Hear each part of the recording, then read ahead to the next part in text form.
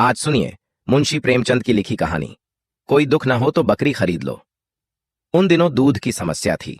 मैंने कई डेयरी फर्मों की कोशिश की, विभिन्न आहारों का परीक्षण किया, लेकिन कोई ठोस परिणाम नहीं मिला। पहले 2-4 दिन दूध अच्छा मिलता था, लेकिन फिर मिलावट शुरू हो जाती।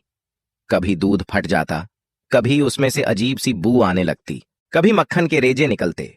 अंततः एक दिन मैंने एक दोस्त से कहा, भाई चलो सांझे में एक गाय ले लेते हैं, तुम्हें भी दूध मिलेगा और मुझे भी। लागत आधी आधी, खर्च भी आधा आधा, दूध भी आधा आधा। दोस्त साहब राजी हो गए। मेरे घर में जगह नहीं थी और गोबर से मुझे नफरत थी। उनके मकान में काफी जगह थी, इसलिए प्रस्ताव हुआ कि गाय उनके घर रहे। इसके बदले में उन्हें गोबर पर पूर्ण अधिकार होगा।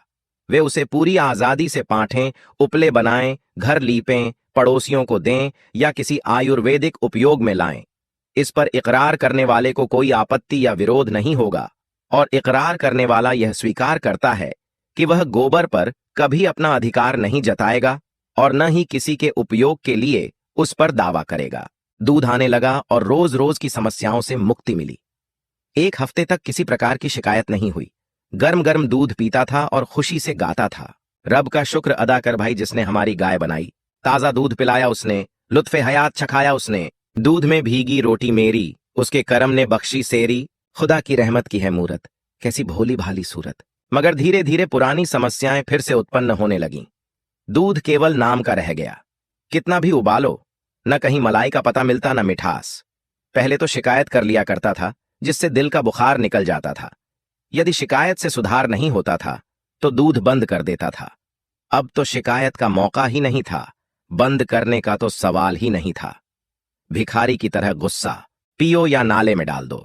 8 आने रोज का खर्च किस्मत में लिखा हुआ था। बच्चा दूध को मुंह भी नहीं लगाता, पीना तो दूर रहा। आधे आधे शक्कर डालकर कुछ दिनों दूध पिलाया तो फोड़े निकलने शुरू हो गए और मेरे घर में रोज बमछक मची रहती थी। बीवी नौकर से कहती, दूध ले जाकर उन्हीं के सिर पटका। मैं नौकर को मना करता। वह कहती, अच्छे दोस्त हैं तुम्हारे, उन्हें शर्म भी नहीं आती। क्या वह इतना अज्ञानी है कि यह नहीं समझता कि लोग दूध देखकर क्या कहेंगे? गाय को अपने घर मंगवा लो, बला से बदबू आएगी, मच्छर होंगे, दूध तो अच्छा मिलेगा। रुपये खर्चे हैं तो उसका फायदा तो मिलेगा। चड्ढा साहब मेरे पुराने मेहरबान हैं, उनसे खासी बेबाकी थी। यह सोचकर कि उनकी बीवी की शरारत है या नौकर की, मैं उन्हें शिकायत कैसे करूं। उनकी बीवी से भी राह रस्म थी। कई बार मेरे घर आ चुकी हैं और मेरी बीवी जी भी उनके यहां कई बार मेहमान बनकर जा चुकी हैं।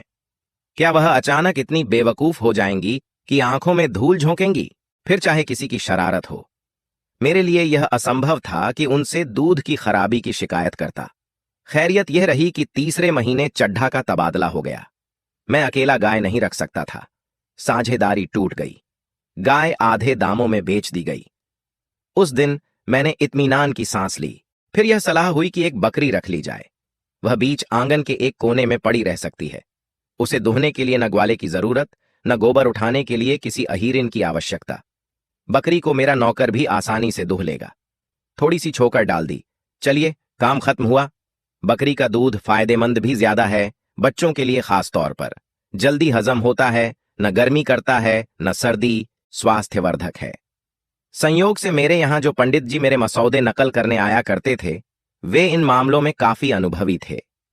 जब मैंने बकरी का जिक्र किया तो उन्होंने एक बकरी की ऐसी स्तुति की, उसका ऐसा कसीदा पढ़ा कि मैं बिन देखे ही उसका प्रेमी हो गया।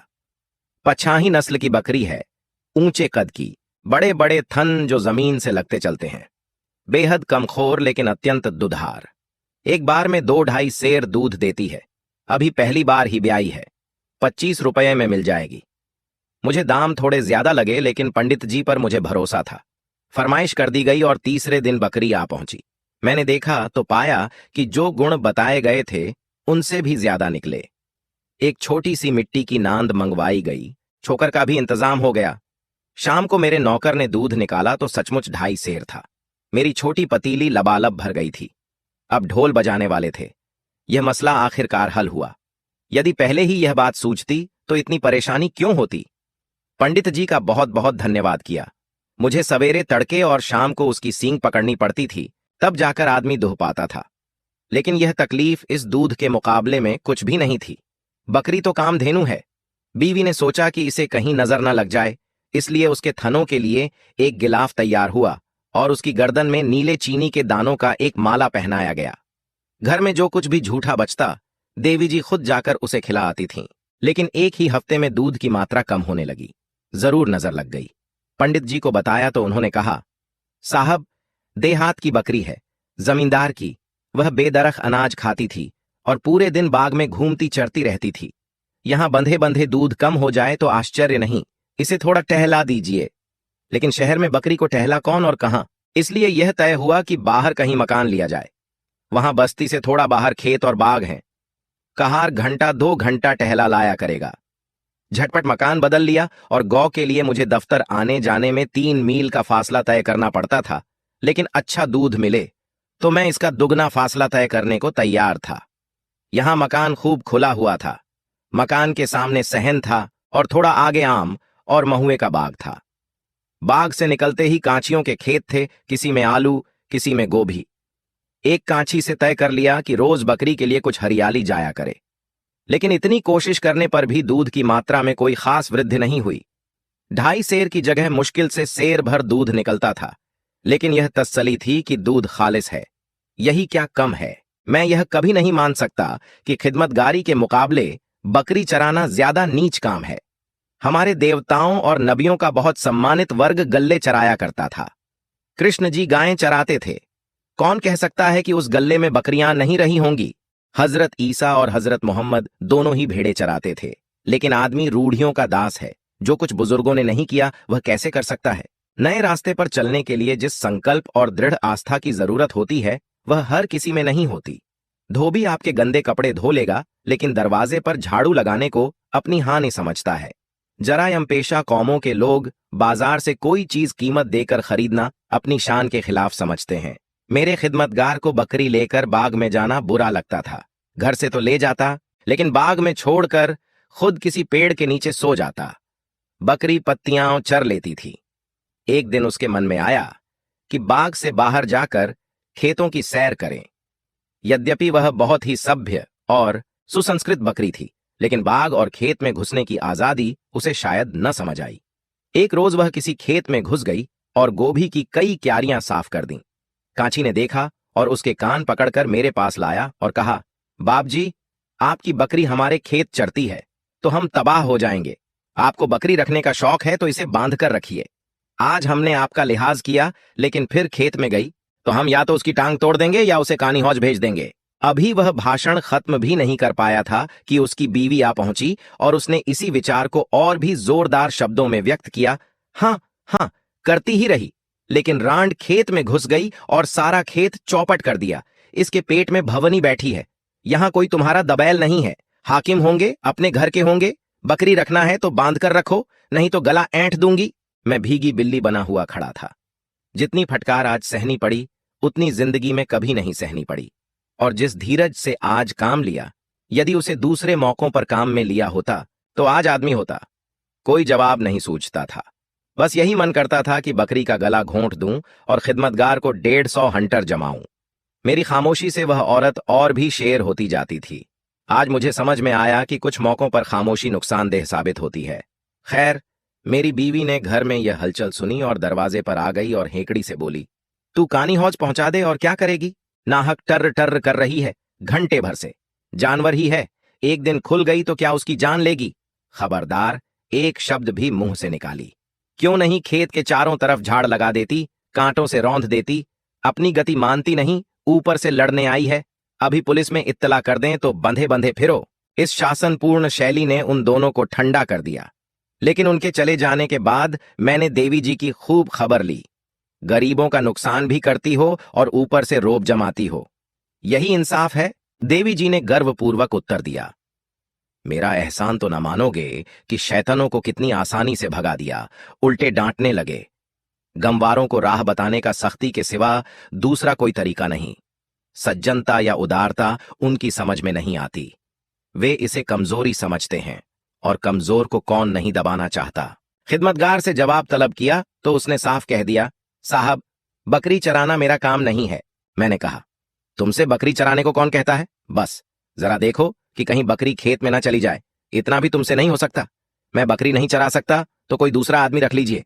अंततः मैंने खुद शाम को बकरी को बाग में चरा लाने का फैसला किया। इतने छोटे से काम के लिए नया आदमी रखना मेरी हैसियत से बाहर था, और अपने इस नौकर को जवाब भी नहीं देना चाहता था जिसने कई साल तक वफादारी से मेरी सेवा की और ईमानदार था। दूसरे दिन मैं दफ्तर से जल्दी चला आया और बकरी को लेकर बाग में जा पहुंचा। जोड़ों के दिन थे, ठंडी हवा चल रही थी, पेड़ों के नीचे सूखी पत्तियां गिरी हुई थीं। बकरी एक पल में वहां जा पहुंची। मैं उसकी निगरानी कर रहा था और उसके पीछे पीछे दौड़ता फिरता था। दफ्तर से लौटकर आराम करता था। आज यह कवायद करनी पड़ी, थक गया, लेकिन मेहनत सफल हो गई। आज बकरी ने कुछ ज्यादा दूध पिया। यह ख्याल आया कि अगर सूखी पत्तियां खाने से दूध की मात्रा बढ़ जाती है तो यकीनन हरी पत्तियां खिलाने से इससे कहीं बेहतर नतीजा निकल सकता है। लेकिन हरी पत्तियां कहां से मिलें? पेड़ों से तोड़ूं तो बाग का मालिक जरूर ऐतराज करेगा। कीमत देकर हरी पत्तियां मिल नहीं सकती थीं। सोचा, क्यों ना एक बार बांस के लग्गे से पत्तियां तोड़ें। मालिक ने शोर मचाया तो उससे आरजू मिन्नत कर लेंगे। राजी हो गया तो खैर, नहीं तो देखी जाएगी। थोड़ी सी पत्तियां तोड़ लेने से पेड़ का क्या बिगड़ जाएगा। एक पड़ोसी से एक पतला लंबा बांस मांग लिया, उसमें एक अंगूस बांध लिया और शाम को बकरी को साथ लेकर पत्तियां तोड़ने लगा। चोर नजरों से इधर उधर देखता जाता था, कहीं मालिक तो नहीं आ रहा है। अचानक वही कांची एक तरफ से आ निकला और मुझे पत्तियां तोड़ते देखकर बोला, यह क्या कर रहे हो बाबूजी? आपके हाथ में यह लग्गा अच्छा नहीं लगता। बकरी पालना हम गरीबों का काम है, आप जैसे शरीफों का नहीं। मैं चुप हो गया, कुछ जवाब नहीं सूझा। इसमें क्या बुराई है? अपने हाथ से अपना काम करने में क्या शर्म वगैरह? जवाब कुछ हल्के, बेहकीकत, बनावटी मालूम हुए। सफेद पोशी का आत्मगौरव मेरे मुंह पर लग गया। कांची ने पास आकर मेरे हाथ से लग्गा ले लिया और देखते देखते हरी पत्तियों का ढेर लगा दिया। फिर पूछा, पत्तियां कहां रख दूं? मैंने झेंपते हुए कहा, तुम रहने दो, मैं उठा ले जाऊंगा। उसने थोड़ी सी पत्तियां बगल में उठा लीं और बोला, आप पत्तियां रखने नहीं जाएंगे, चलिए मैं रख आऊं। मैंने बरामदे में पत्तियां रखवा लीं। उसी पेड़ के नीचे उसकी चौगुनी पत्तियां पड़ी हुई थीं। कांची ने उनका एक गट्ठा बनाया और सिर पर लाद कर चला गया। अब मुझे मालूम हुआ कि ये देहाती कितने चालाक होते हैं। कोई बात मतलब से खाली नहीं होती। मगर दूसरे दिन बकरी को बाग में ले जाना मेरे लिए कठिन हो गया। कांची फिर देखेगा और न जाने क्या क्या फिक्रे कसने लगेगा। उसकी नजरों में गिर जाना मुंह पर कालिख लगाने से कम शर्मनाक नहीं था। हमारे सम्मान और प्रतिष्ठा की जो कसौटी लोगों ने बना रखी है, हमें उसका आदर करना पड़ेगा, वरना नक्कू बनकर रह जाएंगे। लेकिन बकरी इतनी आसानी से अपनी निर्द्वंद्व आजाद चहलकदमी से हाथ नहीं खींचना चाहती थी, जिसे उसने अपनी साधारण दिनचर्या समझना शुरू कर दिया था। शाम होते ही उसने इतने जोर शोर से प्रतिवाद का स्वर उठाया कि घर में रहना मुश्किल हो गया। गिटकिरीदार में का निरंतर स्वर कानों को क्षत विक्षत करने लगा। कहां भाग जाऊं? बीवी ने उसे गालियां देना शुरू कर दी। मैंने गुस्से में आकर कई डंडे रसीद किए, मगर उसे सत्याग्रह स्थगित न करना था, न किया। बड़े संकट में जान थी, आखिर मजबूर हो गया। अपने की का क्या इलाज? 8 बजे रात, झाड़ों के दिन। घर से बाहर मुंह निकालना मुश्किल था और मैं बकरी को बाग में टहला रहा था और अपनी किस्मत को कोस रहा था। अंधेरे में पांव रखते मेरी रूह कांपती थी। एक बार मेरे सामने से एक सांप निकल गया था। अगर उसके ऊपर पैर पड़ जाता तो जरूर काट लेता। तब से मैं अंधेरे में कभी नहीं निकलता था, मगर आज इस बकरी के कारण मुझे इस खतरे का भी सामना करना पड़ा। जरा भी हवा चलती और पत्ते खड़कते तो मेरी आंखें ठिठुर जाती और पिंडलियां कांपने लगती। शायद उस जन्म में मैं बकरी रहा होगा और यह बकरी मेरी मालकिन रही होगी। उसी का प्रायश्चित इस जिंदगी में भोग रहा था। बुरा हो उस पंडित का जिसने यह बला मेरे सिर मढ़ी। गृहस्थी भी एक जंजाल है। बच्चा ना होता तो क्या इस मूजी जानवर की इतनी खुशामद करनी पड़ती? और यह बच्चा बड़ा हो जाएगा तो बात ना सुनेगा, कहेगा आपने मेरे लिए क्या किया है, कौन सी जायदाद छोड़ी है। यह सजा भुगत कर मैं 9 बजे रात को लौटा। अगर रात को बकरी मर जाती तो मुझे जरा भी दुख ना होता। दूसरे दिन सुबह से ही मुझे यह फिक्र सवार हुई कि किसी तरह रात की बेगार से छुट्टी मिले। आज दफ्तर में छुट्टी थी। मैंने एक लंबी रस्सी मंगवाई और शाम को बकरी के गले में रस्सी डालकर एक पेड़ की जड़ से बांध कर सो गया। अब चरे जितना चाहे, अब चिराग जलते जलते खोल लाऊंगा। छुट्टी थी ही, शाम को सिनेमा देखने की ठानी। एक अच्छा सा खेल आया हुआ था। नौकर को भी साथ लिया, वरना बच्चे को कौन संभालता। जब 9 बजे रात को घर लौटे और मैंने लालटेन लेकर बकरी लेने गया तो क्या देखता हूं कि उसने रस्सी को 2-3 पेड़ों से लपेटकर ऐसा उलझा डाला है कि सुलझाना मुश्किल है। इतनी रस्सी भी न बची थी कि वह एक कदम भी चल सके। लाहौल विलाकुम। जी में आया कि कमबख्त को यहीं छोड़ दूं, मरती है तो मर जाए, अब इतनी रात को लालटेन की रोशनी में रस्सी सुलझाने बैठूं। लेकिन दिल न माना। पहले उसकी गर्दन से रस्सी खोली, फिर उसकी पेच दर पेच ऐंठन छुड़ाई। 1 घंटा लग गया। मारे सर्दी के हाथ ठिठुरे जा रहे थे और जी जल रहा था वह अलग। यह तरकीब और भी तकलीफदेह साबित हुई। अब क्या करूं? आक्ल काम नहीं कर रही थी। दूध का ख्याल न होता तो किसी को मुफ्त दे देता। शाम होते ही चुड़ैल अपनी चीख पुकार शुरू कर देगी और घर में रहना मुश्किल हो जाएगा। और आवाज भी कितनी कर्कश और मनहूस होती है। शास्त्रों में लिखा है, जितनी दूर उसकी आवाज जाती है उतनी दूर देवता नहीं आते। स्वर्ग की बसने वाली हस्तियां जो अप्सराओं के गाने सुनने की आदी हैं, उसकी कर्कश आवाज से नफरत करें तो क्या ताज्जुब।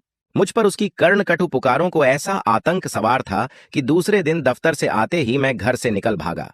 लेकिन 1 मील निकल जाने पर भी ऐसा लग रहा था कि उसकी आवाज मेरा पीछा किए चली आती है। अपने इस चिड़चिड़ेपन पर शर्म भी आ रही थी। जिसे एक बकरी रखने की भी सामर्थ्य न हो, वह इतना नाजुक दिमाग क्यों बने। और फिर तुम सारी रात तो घर से बाहर रहोगे नहीं? 8 बजे पहुंचोगे तो क्या वह गीत तुम्हारा स्वागत न करेगा? सहसा एक नीची शाखों वाला पेड़ देखकर मुझे बरबस उस पर चढ़ने की इच्छा हुई। सपाट तनों पर चढ़ना मुश्किल होता है। यहां तो 6-7 फुट की ऊंचाई पर शाखें फूट गई थीं। हरी हरी पत्तियों से पेड़ लदा खड़ा था और पेड़ भी गूलर का था, जिसकी पत्तियों से बकरियों को खास प्रेम है। मैं इधर 30 साल से किसी रुख पर नहीं चढ़ा। आदत जाती रही, इसलिए आसान चढ़ाई के बावजूद मेरे पांव कांप रहे थे। पर मैंने हिम्मत न हारी और पत्तियां तोड़ तोड़कर नीचे गिराने लगा। यहां अकेले में कौन मुझे देखता है कि पत्तियां तोड़ रहा हूं। अभी अंधेरा हुआ जाता है। पत्तियों का एक गट्ठा बगल में दबाऊंगा और घर जा पहुंचूंगा।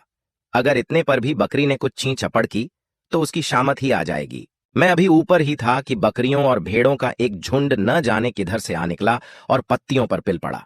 मैं ऊपर से चीख रहा था, मगर कौन सुनता है? चरवाहे का कहीं पता नहीं। वह कहीं दुबक रहा होगा कि देख लिया जाएगा तो गालियां पड़ेंगी। झल्लाकर नीचे उतरने लगा। एक एक पल में पत्तियां गायब होती जाती थीं। उतरकर एक एक की टांग तोड़ूंगा।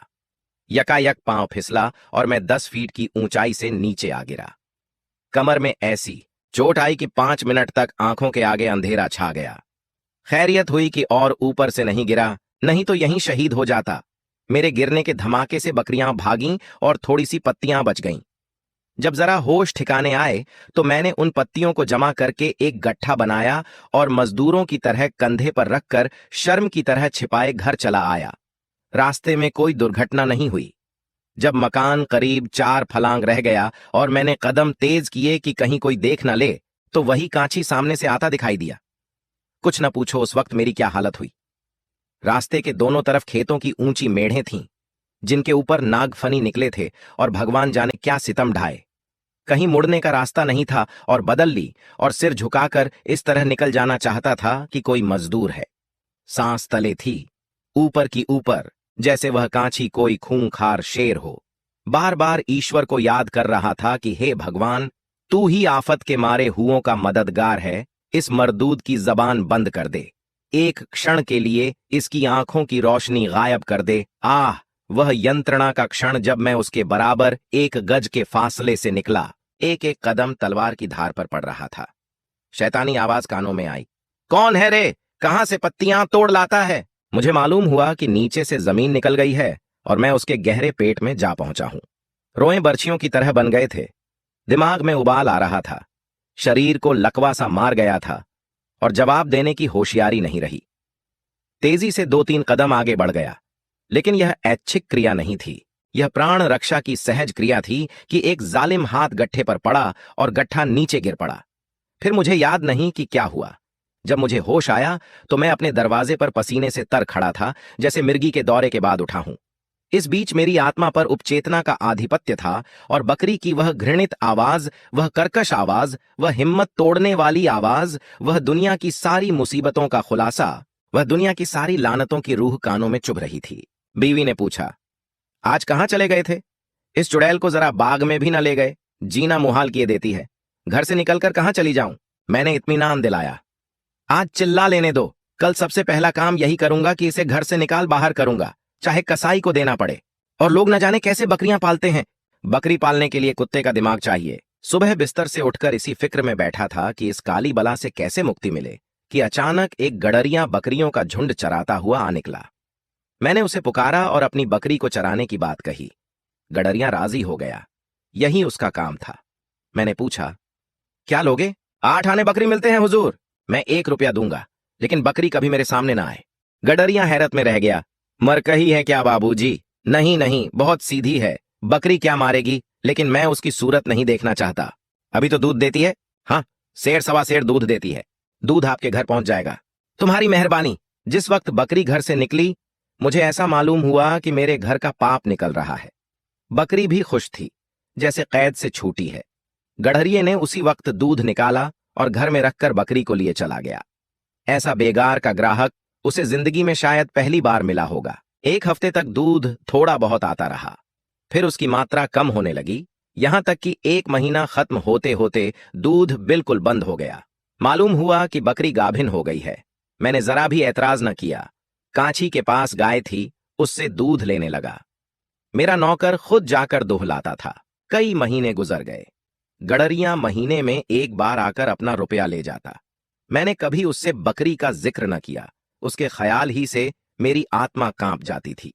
गडरिये को अगर चेहरे का भाव पढ़ने की कला आती तो वह बड़ी आसानी से अपनी सेवा का पुरस्कार दुगना कर सकता था। एक दिन मैं दरवाजे पर बैठा था कि गडरिया अपनी बकरियों का झुंड लिए आ निकला।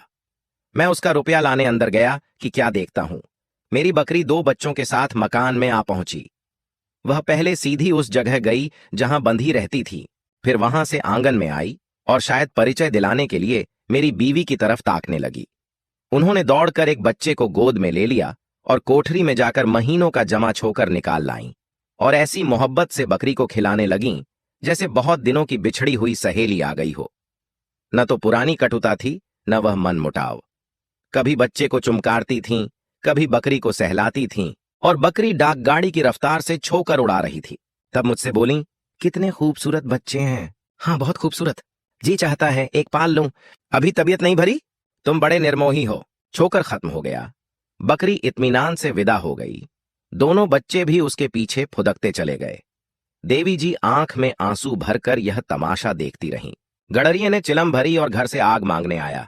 चलते वक्त बोला, कल से दूध पहुंचा दिया करूंगा मालिक। देवी जी ने कहा, और दोनों बच्चे क्या पिएंगे? बच्चे कहां तक पिएंगे बहू जी? 2 सेर दूध अच्छा ना होता था, इस मारे नहीं लाया। मुझे रात को वह मर्मांतक घटना याद आ गई। मैंने कहा, दूध लाओ या ना लाओ तुम्हारी खुशी, लेकिन बकरी को इधर ना लाना। उस दिन से न तो गडरिया नजर आया, न बकरी, और न मैंने पता लगाने की कोशिश की। लेकिन देवी जी कभी कभी उसके बच्चों को याद करके आंसू बहा रोती हैं। मुंशी प्रेमचंद की कहानी कोई दुख न हो तो बकरी खरीद लो हमें जीवन की जटिलताओं और मानव स्वभाव की कमजोरियों की गहरी समझ प्रदान करती है। इस कहानी के माध्यम से हमें यह सीखने को मिलता है कि किसी भी वस्तु या प्राणी को अपने जीवन में शामिल करने से पहले उसकी जिम्मेदारियों और समस्याओं को पूरी तरह समझना आवश्यक है।